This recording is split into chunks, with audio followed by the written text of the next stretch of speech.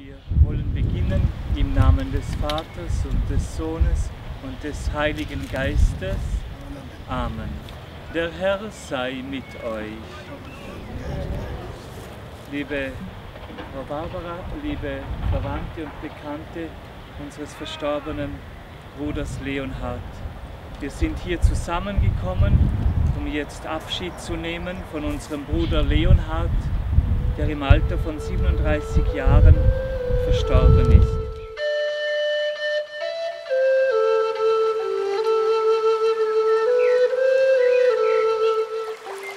Das Ganze ist mit einem Risiko verbunden, wenn man die Wahrheit sagt. Das hat man ja meinem Mann gut verfolgen können, was da alles passiert ist. Mein Mann Leonhard ist ja gestorben vor 2 Monaten. Die Kinder sind jetzt halbwaisen. Man hat ihnen den Vater genommen. So, I'll do what it takes. And I'm not getting any answers from the mainstream as to why I'm healthy and why my husband is negative and why I can quit these drugs and all those side effects disappear and how I can live with this for 20 years. And I think it's a crime. It's crimes against humanity. And it's crimes against these mothers and children that are having to go through this. And I hate that. So I won't go quietly. I will keep speaking out. And I hope that somebody starts to listen. And I hope that somebody starts to demand answers.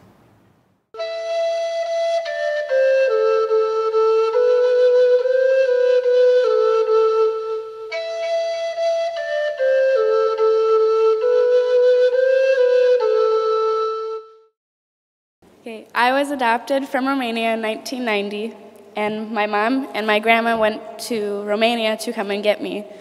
So they had spent 2 months over there to deal with all the adoption and everything, and then in order to come into the United States, I had to get tested for HIV. In Romania, I tested negative, so then everything was fine. We went to the United States, and then in 3 months of being in the United States, I had to get tested again, and I was tested positive.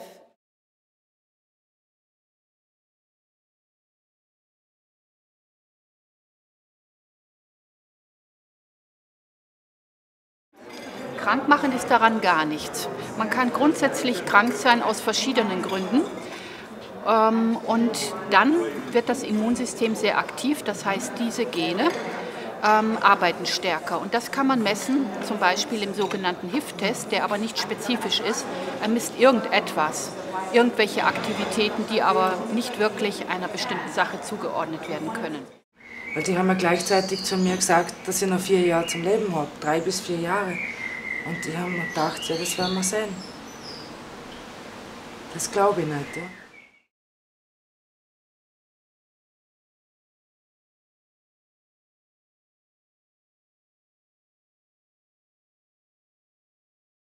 Okay, der Test ist gemacht worden ohne mein Wissen. Bei einem Krankenhausaufenthalt.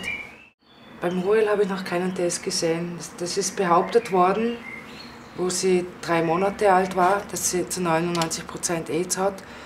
Meine Information von der Schulmedizin ist, dass man einen Test erst mit 18 Monaten machen kann, weil jedes Kind Antikörper hat. Ja. Und trotzdem haben sie aber behauptet, die Muriel sei HIV-positiv. Ja, ob jetzt ein Test gemacht worden ist oder nicht, sie ist jetzt 18 Monate alt worden, weiß ich nicht.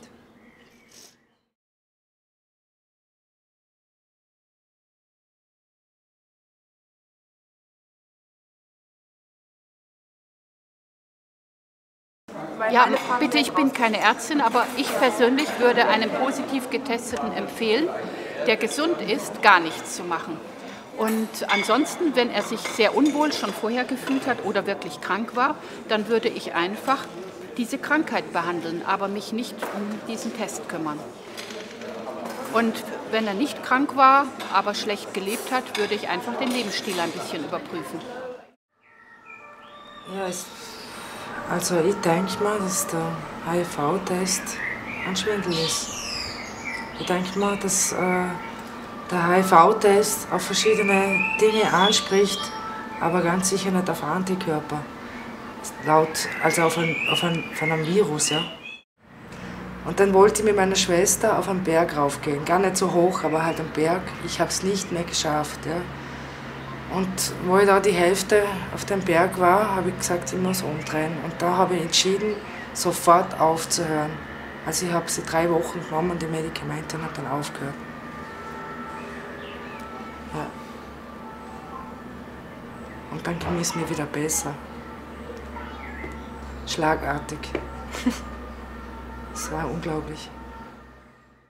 I think staying healthy for 11 years on those drugs was a miracle. It was a miracle that they didn't kill me.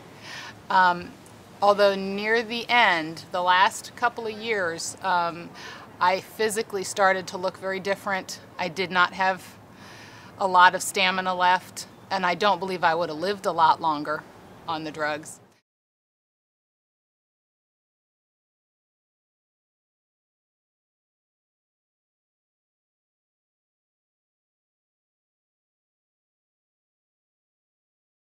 But once my husband found out some of this alternative information, we started doing a lot of research and a lot of reading.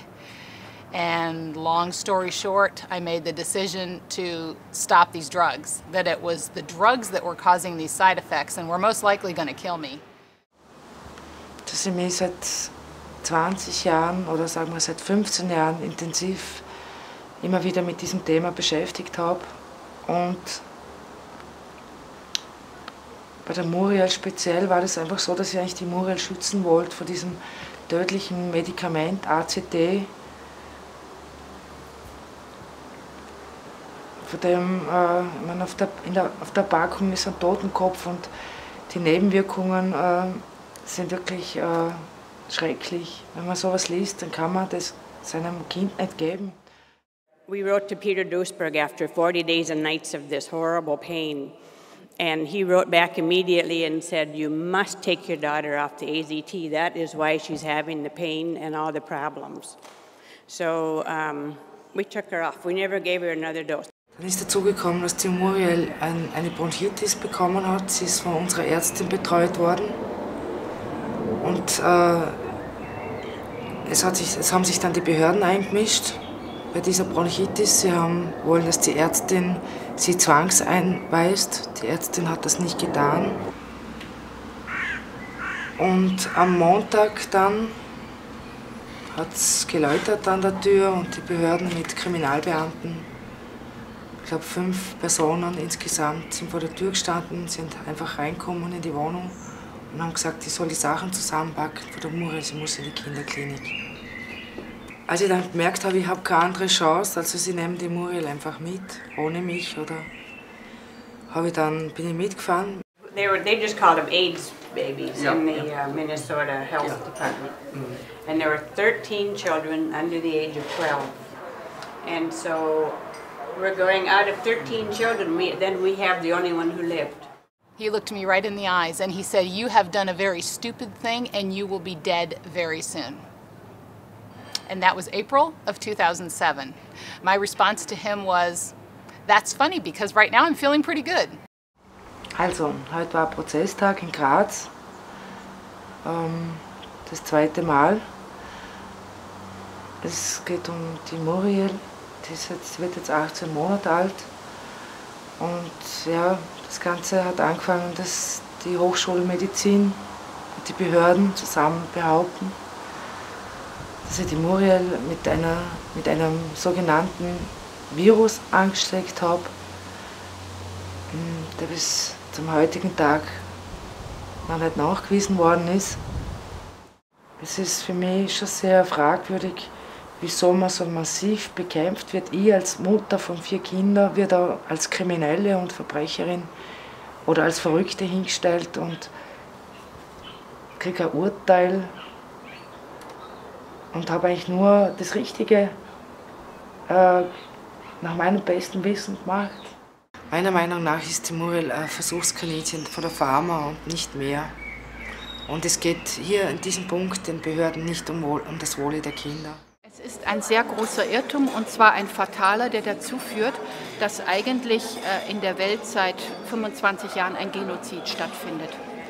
Ob das nun auf Unwissen beruht oder auf Ignoranz, kann ich nicht sagen, aber es ist ein sehr fataler und böser Irrtum. Und je kränker kann man sagen, desto besser das Bruttosozialprodukt. Es wird auch behauptet in den Medien, dass ich darum glaube, dass bei mir das AIDS noch nicht ausgebrochen ist, weil ich mich vegan ernähre und gesund lebe. Ja, das ist ein kleiner Teil. Der wirkliche Grund, glaube ich, dass bei mir das AIDS nicht ausgebrochen ist, dass es AIDS einfach nicht gibt. Ja? Und dass ich einfach nie daran geglaubt habe, an diese Fehldiagnose. My secret to staying healthy is really nothing magical. I think a very, very large part of it, as with any diagnosis you get, is the biology of belief. The mind is very, very strong on the health of the human body. Und schlagst herum, ja, dass die Aggression hochkommt und dann schreist. Uah! Man muss einfach mal begreifen, dass wenn man wirklich krank ist, wenn irgendwas passiert im Körper, wenn er aufzeigt, da stimmt was nicht mit mir, dann muss man anfangen damit zu arbeiten, darauf zu hören, was will mein Körper mir sagen, und dann kann man auch verstehen, dass da ein Konflikt dahinter steckt, und dann kann man sich das anschauen und kann sich selber heilen. Man braucht keinen Arzt zum Gesundsein.